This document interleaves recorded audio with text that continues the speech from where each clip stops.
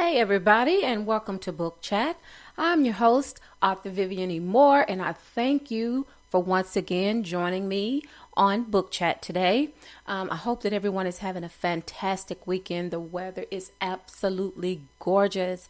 I had the pleasure of being able to get out today and soaked up a little sunshine. It always makes you feel good to get out there and feel the warm sun on your skin.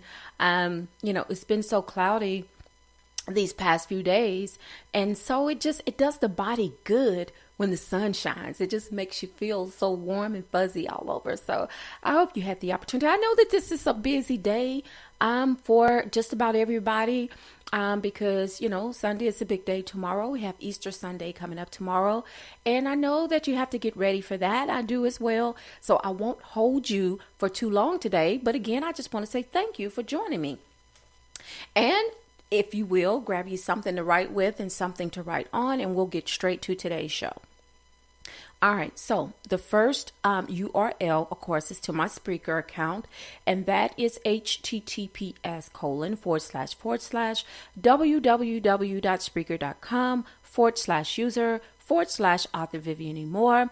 You can also look me up on Facebook, and that is https://www.facebook.com/author Vivian E. Moore.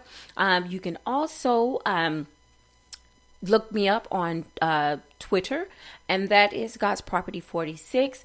Also on my Instagram page, this is where I upload the weekly announcements for the show, the title, and what we're going to be talking about. But that is https://Instagram.com/God's Property 51. You can also check out my Wix page, my web page, and that is https://vivianmoore.wixsite.com/author Vivian E. Moore. And also my blog. I have a blog page, and that is at https://vivianemore.blogsite.com. And also, if you want to listen to the show, the recorded show, you can check it out on iTunes and also on iHeartRadio. All right, so that's what we have for that. Now, let's move on to today's show. The title of today's show is Get It Together, and the topic is commitment to your craft. Have you ever made a New Year's resolution? How many of them did you actually keep? Maybe you made a promise to lose weight, stop smoking, or just to sit down and write a story that's been playing out inside your head for years. Now is the time to get it together and become committed to your craft. How important is commitment to you? The answer to this question, it isn't hard to figure out. And if it's already part of your daily life, excuse me, I know that it's hard for most people to commit to a pair of shoes, much less more important things. But as I said, it is a daily part of our life, whether we realize it or not. And I know that this is easier said than done, right? Yeah.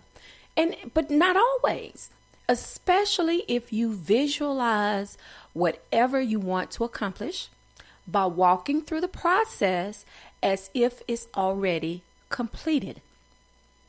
I view all of my challenges almost the same way God sees us. Not as if we're still in the preliminary stage, but as finished products. Although our products might still be in the construction phase, but if we see it as done, it makes the journey far easier to work all the way through to completion. Excuse me, I'm having a bit of my allergies flaring up, and I apologize for the constant clearing, but I have to keep my throat clear. I'm sorry for that. However, if you want to be successful in every phase of your life, then you must possess strong values, willingness to succeed, and the ability to rise above challenges. Whether you are aware or not, life happens on a daily basis, and sometimes you find yourself consumed by its presence. While in the midst, you should anchor in and make the most of it while you have the chance.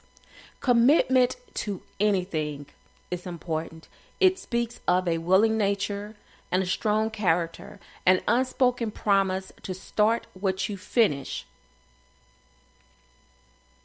Many of us are unaware how our everyday existence plays a major role in what we are dedicated to on every level. And you might not think of it on these terms, but it's true. Our daily routines are a testament to our commitment. How we carry out the most basic task says everything about our willingness to see each and every one of them through from start to finish. This goes double for our creative life.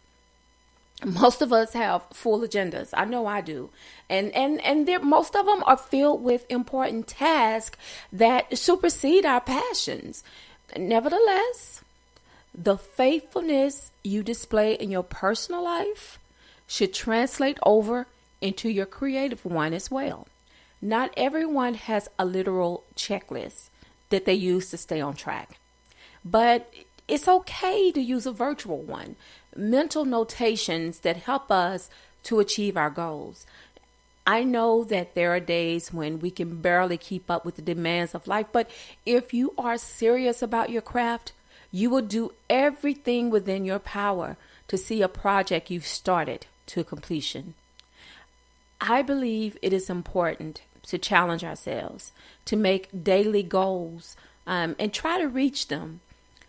Obstacles notwithstanding, but even with obstacles, we have to learn to power through them by taking one step at a time. And it may seem as though this isn't the shortest avenue to what we aspire to, but it is the best and most assured way to see our dreams all the way to fruition and becoming reality. Folks, I hope you have enjoyed the show today. I hope that that you've gotten something out of today's show that has helped you in some small and some great way. Like I said, I didn't want to hold you for a long time today because I understand everybody has things to do. But I just wanted to make sure that, I delivered this message to you because that's my goal.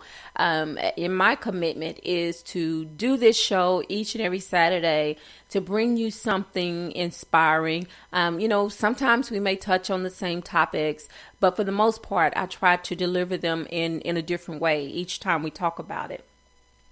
So I hope that you find it inspiring, first of all, and then secondly, that you find it helpful. Hey, I forgot to ask last week, how many of you checked out the new logo for the show?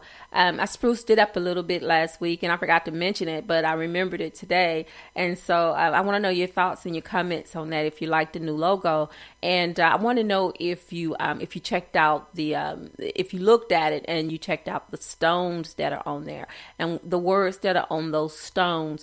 Well, when I do most things, they always have a duplicate meaning, I know what they are, and they may be subliminal to whoever else looks at it. But for me, when I saw those stones, they said the things that I try to project in the show, but they also said something else. And I don't ever try to force my religion on anyone, but first and foremost, I have to tell you, that I am a child of Christ. Therefore, I have to tell you, I have to share that information, that good news. But those stones, when I saw them, they meant more to me than what was written on them. When I saw those stones, it made me think of the cornerstone that was rejected, and that was Christ Jesus. And I think that it's appropriate to mention him, considering that tomorrow is Easter Sunday, is the first Sunday. And if you plan on going, take somebody with you. Take a family member, take a friend, by all means, take some children, and this, I tell you this every week, because I just don't want, families or individuals, to just come to church on those special occasions. It should be part of your commitment. It should be part of your weekly routine, to get out and to be spiritually fed. And remember that, with tomorrow being the first Sunday, that's Communion Sunday at a lot of churches, and mine included, that, you can't be a part of the meal if you're not sitting at the table when it's dished out. So if you want to be spiritually fed, you have to be present and accounted for, because we all need that daily bread. And the only way to get it is to make sure that you're sitting at the table, and make sure that you tell somebody that you love them, because today may be the only day we get, because tomorrow is not promised. And I hope that that you love me and I love you back. I hope that you have a wonderful Easter holiday, spending it with your church family and then with your family at home. Have a safe and beautiful and blessed Easter. And again, until the next time you hear my voice, God bless you and goodbye.